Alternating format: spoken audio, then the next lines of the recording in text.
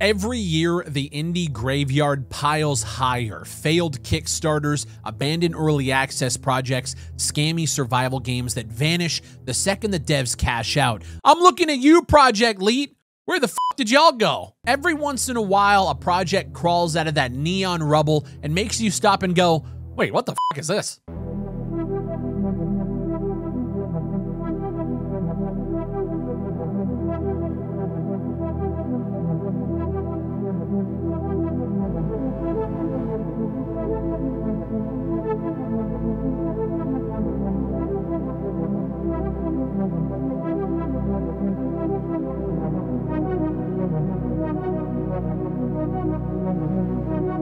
This is Beta Decay, and yeah, it sounds less like a shooter and more like something you'd contract if you went to Night City's red light district. But don't let the name fool you.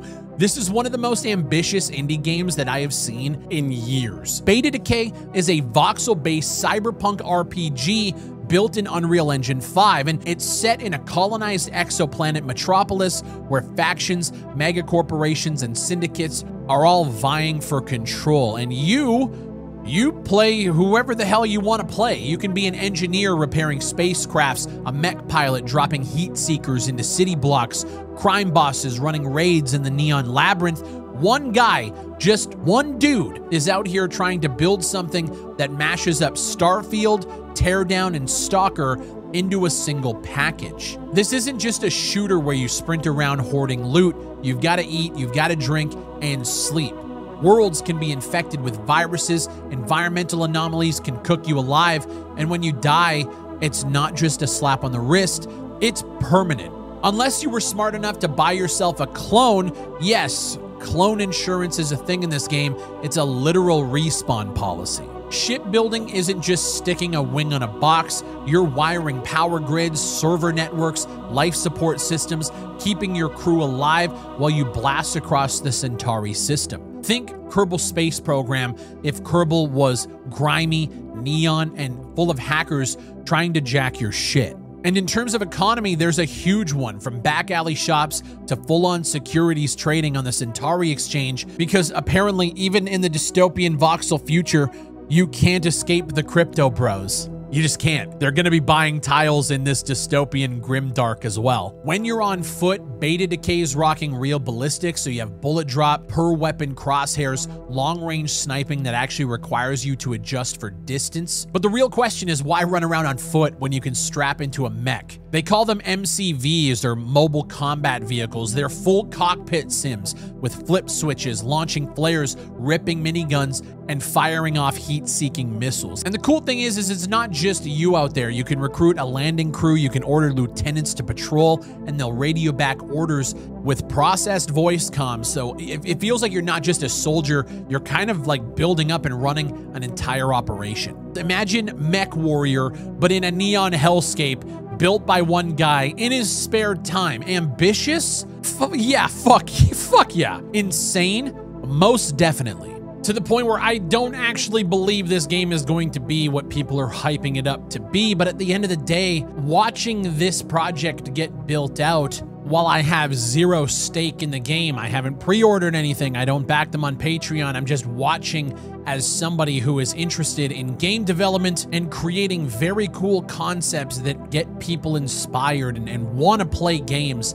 It's fun to watch from afar. When the game launches into early access, we can actually see what there is to offer. Is it worth our money? And is there a future here that we can see, however dark it is? And in this world itself, it's fully voxel based, which means terrain can deform, buildings collapse, and foliage can break under different gunfire. Not everything is destructible, but from the sounds of it, you're going to be able to make a huge impact. And then there's the weather. Rain muffles when you step under cover, wind whips through different foliage, your character's hair, and even your clothes. So there is a bunch of simulated like cloth physics and wind physics. And the lightning can straight up strike and kill you if you're unlucky. And somehow, despite all of this chaos, we'll just fucking call it chaos, the whole package has been optimized in its current pre-alpha state to under 700 megabytes. I'll believe it when I see it.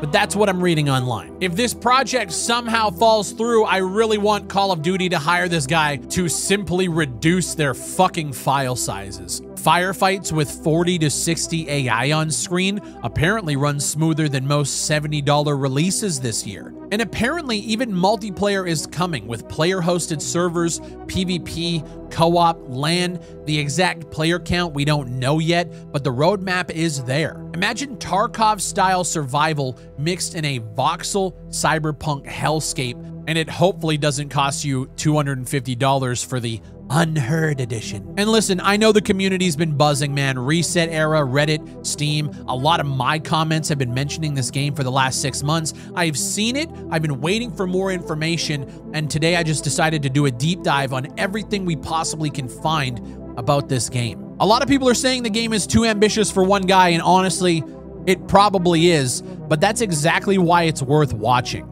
It's funny, I'm getting a lot of the same vibes that I did with the Forever Winter in terms of the hype going into an early access launch. And then when I finally got my hands on the game, it was a buggy mess. And those were honestly some of my most controversial videos on this channel. I voiced my opinion. I thought the game was kind of ass, and I got fucking roasted from the community. And even to this day, I still follow along. And any sort of criticism that gets levied against that game, even though it is in early access and they're trying to gather feedback, if you criticize the game at all, you are met with a flurry of angry people who just want to burn you at the fucking stake. And I'm getting the same kind of vibe watching this as well from the community standpoint. And I really hope that when this game goes to early access, I obviously know it's not going to be perfect, but I hope that there's enough meat on the bone to warrant whatever price tag the guy wants to throw on this thing.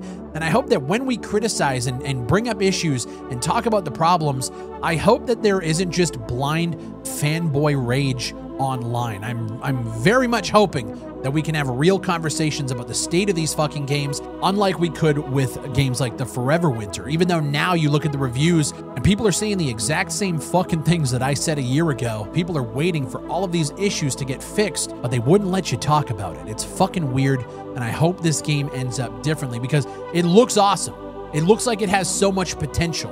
What I find with games like this is it brings in a crowd that they get so enamored with the hype and the glamour and the glitz and the potential, and they forget about the right now. If this game becomes what I think a lot of people want it to become, I think that'll be fucking incredible. And we've seen a lot of solo developed projects in the past year or so that have done very, very well for themselves, even in their early states. I'm talking Voidbreaker, I'm talking Schedule 1, and Beta Decay might be on that list as well. Now, quick break. If you guys are enjoying the content, you can become a channel member for just 99 cents a month. That's literally cheaper than clone insurance and Beta Decay. I want to thank everyone who has already signed up. It keeps the lights on and helps pay my development team alongside the sponsorships we take on this channel to allow us to do indie development ourselves. If you guys want to check out our upcoming tactical FPS called Transients, it is going to be launching later this year. Go to the Steam page and wishlist it if you guys like what you see. It's definitely going to help out when we go to launch. Leave a like on the video, drop a comment, and subscribe to the channel if you are new here. All of that helps way more than you think. So guys, that's Beta Decay. I have finally made the video that you guys have been asking me to make. I've just been waiting for more information. I've been hoping to see some sort of like launch window or release date, and we just haven't got it yet, and I'm kind of tired of putting it off. So that's what it is, a dystopian voxel RPG where you can build starships, pilot mechs, trade on the in-game stock exchange, blow holes in planets, and maybe get fucked up by lightning. Wishlist it, follow the devlogs, keep it on your radar, because if this thing sticks to the landing, it could be one of the most insane indie launches in years. My name is Big Fry. Thank you guys for watching, and I'll see you on the next one.